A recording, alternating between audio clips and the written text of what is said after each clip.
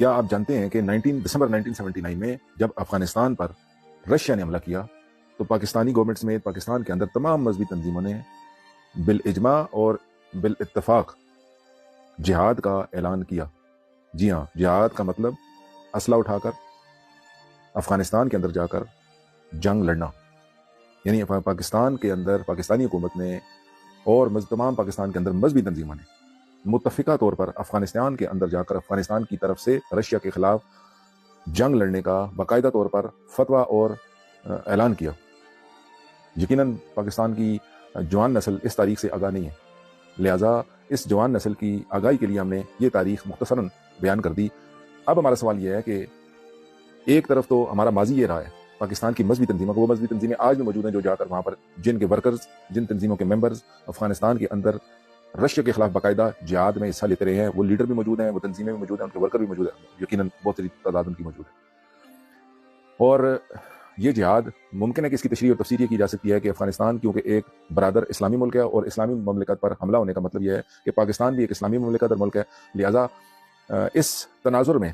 کہ ایک اسلامی مملکت پر حملہ ہونے کا مطلب دوسری اسلامی مملکت پر حملہ تصور کیا گیا ہے، لہٰذا اس اسلامی مملکت نے اپنا فریضہ اور اس کی مذہبی تنظیموں نے اپنا فریضہ جانتے ہوئے، اس کی حکومت نے اپنا فریضہ جانتے ہوئے اس اسلامی مملکت کے دفاع کے لیے ہر طرح کی تعاون اور ہر طرح سے اپنا کردار ادا کرنے کا فیصلہ کیا۔ اس بات کو اس حد تک اگر اس کی یہ تفسیر کی جائے تو یہ بات بالکل 100% درست ہے، لیکن ایٹ دا سیم ٹائم یہاں پر سوال یہ اٹھتا ہے کہ وہی مملکت یعنی وہی پاکستان کی اسلامی حکومت، کوئی فرق نہیں اس زمانے میں، حتیٰ کہ اس زمانے میں جو پاکستان کے اندر جو حکومت تھی یا اس زمانے کے اندر جو پاکستان کے اندر مذہبی تنظیمیں تھیں، اس کے اسٹرکچر میں کوئی خاص فرق نہیں آیا۔ لہٰذا آج کے زمانے کے اندر جب فلسطین جو کہ ایک اسلامی مملکت ہے جہاں پر مسلمان بستے ہیں، اس کے اوپر اسرائیل کی طرف سے پچھلی کوئی ایک نصف صدی سے مسلسل ظلم کے جبر کے پہاڑ توڑے جا رہے ہیں، وہاں پر خون کی ہولی کھیلی جا رہی ہے، اس کے کرائم جو اسرائیلی کرائمز ہیں اس کی انتہا کوئی نہیں ہے، اس کے مقابلے میں وہ جو افغانستان پر رشیا کی طرف سے اس زمانے کے مظالم تھے وہ اس کے عشر اشیر بھی نہیں ہے۔ لیکن اس کے باوجود پاکستان کے اندر اگر آج کوئی فلسطین کے دفاع میں، فلسطین کے حق میں آواز بھی بلند کرتا ہے، صرف آواز بلند کرتا، اس کے لیے کوئی ریلی نکالنا، اس کے لیے کوئی جلسہ کرنا، اسٹیج اور ممبر سے اگر کوئی بڑی باری برکم شخصیت، کوئی بڑی فگر، تمام مکاتب فکر کی، چاہے وہ شیعہ سے تعلق رکھتی ہو، سنی سے تعلق رکھتی ہو، اگر وہ فلسطین کے حق میں تقریر بھی کر دے اور کسی اجتماع کا یا ریلی کا اعلان کر دے تو پاکستانی حکومت، پاکستان کے ریاستی ادارے اس تنظیم یا اس شخصیت کے خلاف باقاعدہ طور پر جو ہے وہ ایکشن لیتے ہیں، اس کو سخت پیغام بھیجتے ہیں، اس کو اس کام سے باز رہنے کی تاکید اور تلقین اور حکم دیتے ہیں۔ ایسا کنٹرڈکشن کیوں ہوا ہے؟ کیا اس کے پیچھے؟ اب ہم آپ کو بتاتے ہیں کہ اس وقت جو افغانستان پر حملہ کیا گیا اس کی ایک تفسیر اور تشریح ہم نے ایک فرضی تفسیر آپ کے سامنے پیش کی کہ اگر اس کی تفسیر یہ کی جائے کہ ایک برادر اسلامی ملک کی وجہ سے حملہ کیا گیا تو آج ہمارا ایک برادر اسلامی ملک پر حملہ کیا گیا تو آج ایسا کیوں نہیں ہے؟ تو سنیے اس کی اصل تفسیر، اس کی اصل تشریح اور اس کی اصل حقیقت جانیے۔ اس زمانے میں جب رشیا نے افغانستان پر حملہ کیا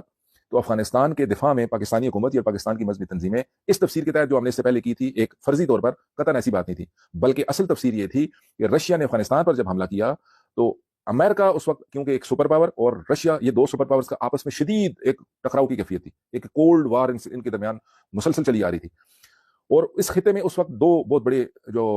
ایک تبدیلیاں ایجاد ہوئیں۔ ایک 1979 کے اندر ہی فیبروری کے اندر ایران میں امریکہ کی جو حمایت یافتہ شہنشاہ ایران کی حکومت تھی اس کو گرا کر امام خمینی نے وہاں پر انقلاب اسلامی برپا کیا 1979 میں، اور کیونکہ وہ امریکہ کا بہت بڑا پٹھو تھا، امریکہ کا ایجنٹ تھا، امریکہ جو ہے اس کی پشتنائی کرتا تھا، لہٰذا وہاں پر امریکہ کے ایک ایجنٹ کو جب نقصان ہوا اس خطے میں اور اس کے بدلے میں امام خمینی نے اسلامی نظام حکومت کا قیام عمل میں لایا تو امریکہ کے لیے بہت بڑا دھچکا تھا۔ دوسری طرف اس 1979 اسی سال کے دسمبر میں جب رشیا نے افغانستان پر حملہ کیا تو امریکہ جو ہے وہ اس کو اپنی سپر پاور کو شدید خطرات لاحق ہوئے کہ ایک طرف اس خطے کے اندر اتنا بڑا عوامی انقلاب بپا ہوا، اسلامی انقلاب بپا ہوا، اور ایٹ دا سیم ٹائم وہیں اسی خطے میں افغانستان کے اوپر رشیا نے حملہ کر دیا، تو امریکہ کو اپنی اس خطے کے اندر ہولڈ کم ہوتا ہوا نظر آیا، لہٰذا اس نے افغانستان کے اندر پاکستانی گورنمنٹ کے ساتھ مل کر اور پاکستان کی مذہبی تنظیموں کے ساتھ مل کر رشیا کے خلاف ایک محاذ قائم کرنے کا فیصلہ کیا۔ یعنی کیا کہ اس وقت افغانستان کے ساتھ کھڑے ہو کر پاکستانی گورنمنٹ اور پاکستان کی مذہبی تنظیموں نے جو جہاد کیا وہ امریکہ کی حمایت سے اور امریکہ کے ایما پر وہ جہاد کیا گیا، اس جہاد کے پیچھے امریکہ تھا۔ اب اس کڑی کو ملاتے ہیں کہ آج فلسطین پہ اگر اس جہاد کے پیچھے امریکہ نہ ہوتا، ہم اس کی دلیل دینے لگے ہیں، اور خالصتاً وہ برادر اسلامی ملک کے ناطے اپنا فریضہ ادا کیا جاتا، تو آج فلسطین کے لیے یہ برادر اسلامی ملک اور یہ مذہبی تنظیمیں، اگر اسلامی حکومتوں کی پالیسیاں بدلتی رہتی ہیں، اس کی تفسیر آپ آج یہ کر سکتے ہیں، آج اس کا جواز پیش کر سکتے ہیں کہ اس وقت کی حکومت ممکن ہے کہ وہ بہت جو ہے وہ اس کی پالیسی ایسی ہو کہ ہم برادر اسلامی ملک کے ساتھ کھڑے ہوں گے۔ آج کی حکومت جو ہے وہ سمجھتی ہے کہ ہم اس کنٹرڈکشن میں، اس کنٹروورسی میں نہیں پڑنا چاہتے، لیکن مذہبی تنظیمیں تو وہیں موجود ہیں نا، مذہبی تنظیموں میں تو وہ کسی کے انڈر نہیں آتی، وہ تو اپنا اسٹرکچر ان کا اپنا ہے، ان کی مذہبی تنظیموں کی تمام تر اختیارات، ان کو اپنی مذہبی تنظیمیں چلانا، ان کا معاملات دیکھنا، ان کے تمام تر چیزیں ان کے اپنے کنٹرول میں ہوتے ہیں۔ تو اس پر سوال کیا جا سکتا ہے کہ اگر مذہبی تنظیموں نے اس وقت برادر اسلامی ملک کے ہونے کے ناطے اپنے لوگوں کو فتویٰ دیا، جہادی فتویٰ دیا، تو آج فلسطین کے لیے جہادی فتویٰ کیوں نہیں دیتی ہے؟ تو ثابت ہوا اس بات سے کہ اس زمانے میں بھی یہ فتویٰ ان کا اپنی ذاتی اور اپنی آزادی سے یہ فتویٰ نہیں دیا تھا، بلکہ امریکہ کے کہنے پر اور امریکہ کی ایما پر ڈالرز کی برسات کے بعد یہ فتوے دیے جانے لگے تھے۔ اور آج وہ امریکہ جو اس وقت رشیا کے خلاف اور افغانستان کی مدد کے لیے آیا تھا کہ رشیا کو شکست دے، کیونکہ اس وقت ان دونوں سپر پاورز کے درمیان لڑائی تھی، لہٰذا ایک سپر پاور کی اس خطے کے اندر اجارہ داری کو ختم کرنے کے لیے ان افغانستان کے ساتھ اور افغانستان کے پڑوسی پاکستان، ان دونوں کی مدد کے ذریعے ان کو بھرپور طریقے سے سپورٹ کیا گیا تاکہ رشیا کی شکست کو یقینی بنایا جا سکے اور رشیا کو افغانستان سے واپس نکالا جا سکے، تاکہ رشیا کی ایکسٹینشن کو کم کیا جا سکے، کیونکہ امریکہ اپنی ایکسٹینشن جو کہ اس خطے میں موجود تھی اس کے لیے وہ خطرہ تھا۔ آج وہی امریکہ فلسطین کے اندر یہ لوگ، یہ مفتی، یہی علماء اور یہی حکومتیں وہاں پر، کیونکہ امریکہ فلسطین کے خلاف کھڑا ہے رشیا اور اس کے اسرائیل کے حق میں کھڑا ہے، لہذا اس لیے آج بھی یہ امریکہ کی وجہ سے فلسطین کا ساتھ نہیں دے رہے، آج بھی امریکہ کی وجہ سے یہ اسرائیل کا ساتھ دے رہے، اس زمانے میں بھی امریکہ کی وجہ سے یہ افغانستان کا ساتھ دے رہے تھے اور اسرائیل اور رشیا کے مخالف تھے۔ یعنی جو پالیسی اس وقت امریکہ نے 79 میں اپنائی، پاکستان اس وقت بھی امریکہ کے ساتھ کھڑا ہوا، اور آج بھی جو پالیسی امریکہ کی فلسطین کے حوالے سے ہے، پاکستان آج بھی اس کے ساتھ ہے۔ یعنی پاکستان کی پالیسی، مذہبی تنظیموں کی اور حکومت کی پالیسی نہ کل بدلی تھی 79 میں اور نہ آج بدلی ہے، یہ ہے اصل نقطہ۔ یعنی پاکستان اس وقت بھی امریکہ نے جو کہا انہوں نے کیا، امریکہ نے کہا افغانستانیوں کے ساتھ کھڑے ہو جاؤ، رشیا کو شکست دو، میں بھرپور طریقے سے مدد کروں گا، ڈالر دوں گا، اسلحہ دوں گا، سب کچھ دیا، انہوں نے کہا جی بسم اللہ۔ آج امریکہ کہتا ہے کہ اگر ڈالر چاہیے، سب کچھ چاہیے، تو بالکل فلسطین کے ساتھ نہیں کھڑا ہونا، اور آپ اسرائیل کو اگر کھلے عام اس کو جو ہے وہ تسلیم نہیں کر سکتے، تو آپ فلسطین کے لیے بھی کھڑے نہیں ہو سکتے۔ خاموشی سے آپ کی خاموشی اسرائیل کو تسلیم کرنا ہی تصور کی جاتی ہے، لہٰذا آپ کو اگر پیسہ چاہیے، IMF سے قرض چاہیے، ڈالر چاہیے، تو آپ کو جو ہے وہ سب کچھ ملے گا اگر آپ یہ پالیسی اپنائیں۔ انہوں نے آج پھر کہا بسم اللہ۔ ثابت یہ ہوا کہ کل کی افغان وار میں جہاد کا فتویٰ بھی امریکہ کے حکم پہ دیا گیا، اور آج فلسطین کے حق میں جہاد کا فتویٰ نہ دینا بھی امریکہ کے کہنے پہ کیا جا رہا ہے۔ لہٰذا یہ ہے ایک افسوسناک ماضی اور انتہائی افسوسناک حال پاکستان کا، کہ پاکستان کے اندر بڑی بڑی مذہبی تنظیمیں جو مذہب کے نام پر، اسلام کے نام پر مارز وجود میں آئیں، جو صبح و شام جو ہے وہ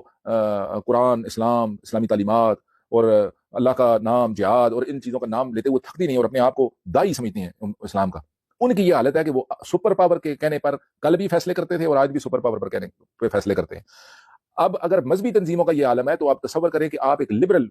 اور سیکولر حکمرانوں سے، یعنی عمران خان کی حکومت ہو، نواز شریف کی حکومت ہو، شہباز شریف کی حکومت ہو یا پیپلز پارٹی کی حکومت ہو، ان تمام سے آپ کیسے توقع کر سکتے ہیں کہ جب صبح و شام اللہ کا نام لیوا لوگ جو کل کو جہاد کے فتوے دیتے تھے، پتہ چلا وہ بھی امریکہ کے کہنے پہ، اور آج اگر فلسطین کے حق میں بول نہیں رہے تو تب بھی امریکہ کے کہنے پر کہ مت بولنا، تو نہیں بول رہے، تو آپ وہاں پر سیکولر اور ان لبرل حکمرانوں سے کیسے توقع رکھ سکتے ہیں جن کا دین ایمان یہ ہے کہ سپر پاور پیسہ دیں گے تو ہمارا کام چلے گا، مبارکبادیں دیتے ہیں ایک دوسرے کو IMF سے قرض لے کر۔ آج جب IMF کا قرض پاس ہوا تو مبارکبادیں دی گئیں، شہباز شریف حکومت، نواز شریف حکومت اور ان لوگوں کی طرف سے، پیپلز پارٹی کی طرف سے ایک دوسرے کو مبارکبادیں دی گئیں۔ اور مت بولیے کہ عمران خان جو کہ امریکہ کے خلاف کہتے تھے کہ میری حکومت گرانے میں، اور بعد میں انہوں نے کہا کہ نہیں امریکہ کے میرے ساتھ حکومت گرانے میں شامل نہیں تھا، یہ تو باجوہ شامل تھا، انہوں نے IMF سے قرضہ پاکستان کی 76 سالہ تاریخ میں سب سے زیادہ قرض لیا۔ تو کیسے ممکن ہے کہ اگر آپ کا گھر، ایک عام فرد کا گھر، اگر محلے کے کسی بڑے چودھری اور کسی بڑے خان کے نان نفقے سے، اس کے دیے ہوئے مدد سے، اس کی دی ہوئی امداد سے اگر آپ کا گھر چل رہا ہو، تو آپ اس کے خلاف کیسے بول سکتے ہیں، جبکہ آپ کے گھر کا ایک چھوٹے سے چھوٹا خرچ بھی اس کی دی ہوئی پیسے کے مرہون منت ہو کہ وہ دے گا تو آپ کا کام چلے گا، اور آپ نہ کرتے ہوں اس کو IMF تصور کریں، ذرا اس اپنے علاقے کے بڑے چودھری کو، خان کو تصور کریں کہ آج پاکستان کا IMF، کہ آپ نہ کریں اس روزانہ اس کی جا کر منت کریں کہ خان صاحب، چودھری صاحب، وڈیرا صاحب، ملک صاحب، برائے مہربانی میرا تو ہاتھ بالکل، میں ممکن ہے کہ خودکشی کرنے ہوں، مجھے اس مہینے کے لیے پیسے چاہیے، اور جب آپ کو پیسے دے اور آپ یہ تصور کریں اور محلے میں آپ کی یہ شہرت ہو کہ یہ تو اس خان کے مقابلے میں کھڑا ہو سکتا ہے، ممکن نہیں ہے یہ بات۔ آپ سر سے پاؤں تک جو ہے وہ قرض میں ڈوبے ہوئے، اور آ کے کوئی شخص کہے کہ یہ بات یہاں پر یہ کریڈٹ دینا چاہیے شہباز شریف کو کہ کم از کم یہ اقرار تو کرتا ہے کہ بھائی منگتوں کی اور بھیک مانگنے والوں کی کوئی چوائس نہیں ہوتی، یعنی یہ اقرار بھی بہت بڑا اقرار ہے، بجائے اس کے کہ یہ منافقت کی جائے کہ آپ ایک خان اور چودھری اور وڈیرے اور ملک کے در سے جا کر اپنے گھر کا مہینے کا